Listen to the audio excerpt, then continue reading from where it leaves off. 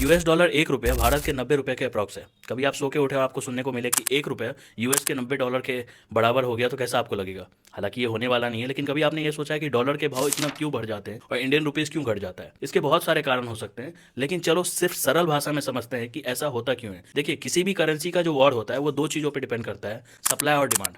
अब डॉलर के बढ़ने का और इंडियन रुपीस का घटने का बहुत सारे कारण हो सकते हैं, जैसे कि इंडिया का एक्सपोर्ट कम हुआ हो, इंपोर्ट ज्यादा हुआ हो, ऑयल के प्राइसेस रातों रात बढ़ गए होंगे, यूएस के इंटरेस्ट रेट बढ़ा दी गई होगी, जो लोन वो सैंक्शन करता है दूसरे कंट्रीज को। उसके अलावा जो फॉरेन इन्वेस्टर अपना पैसा लगा रहे हैं इंडियन मार्केट में, वो अपना पैसा खींच के लेके चले गए होंगे। और ग्लोबली क्राइसिस का सिचुएशन के समय भी ऐसा देखने को मिलता है, जो कि अभी देखने को मिल ही रहा है, क्योंकि बहुत सारे कंट्रीज में वॉर जैसी सिचुएशन बनी हुई है। इसके अलावा अगर भारत में इन्फ्लेशन रेट बढ़ जाए तो ये भी एक कारण हो सकता है यूएस डॉलर बढ़ने का और इंडियन रुपीस का घटने का। देखिए, ये सिंपल सी चीज है, कोई चीज कम होगा और उसकी डिमांड ज्यादा है तो ऑब्वियसली उसके प्राइस बढ़ जाएंगे, और यही हो रहा है डॉलर के साथ, और इंडियन रुपीस इसीलिए घट रही है। कई बार इंडियन रुपीस का गिरना अच्छा भी साबित होता है हमारे देश की इकोनॉमी के लिए, क्योंकि हमारे जो आईटी सेक्टर है वो ज़्यादा से ज़्यादा मुनाफा कमा सकेंगे, फॉरेन मनी इंक्रीज होगा, और हमारे जो एक्सपोर्ट है वो चीपर रेट में होगा जैसा चाइना करता है, तो ज़्यादा से ज़्यादा सामान बिकेंगे। अब सवाल ये है कि अगर हमारी जो रुपीज़ है वो घट रही है, गिर रही है, तो क्या हमारी इकोनॉमी गिर जाएगी? तो ऐसा नहीं है। इकोनॉमी पे कुछ ना कुछ छोटा मोटा इंपैक्ट ज़रूर पड़ेगा,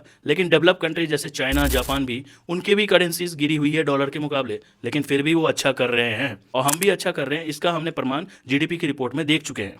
समझने वाली बात यह है कि जो यूएस और इंडिया के बीच में जो टैरिफ वॉर चल रही है, उसमें क्या हमारी इंडियन गवर्नमेंट सही तरीके से खेल रही है? तो आपको समझने वाली बात है, जो भी स्ट्रेटजी इंडियन गवर्नमेंट लगा रही है टैरिफ वॉर से लड़ने के लिए, वो बिल्कुल सही लगा रही है। कोई भी इल्यूशन की बातों में मत आइएगा। अपने गवर्नमेंट पे आपको विश्वास रखना है कि जो भी गवर्नमेंट कर रही है वो सही कर रही है। एकजुटता देश के गवर्नमेंट के साथ बना के रखिए। ऐसी फाइनेंशियल अपडेट के लिए हमें ज़रूर फॉलो कर लीजिएगा।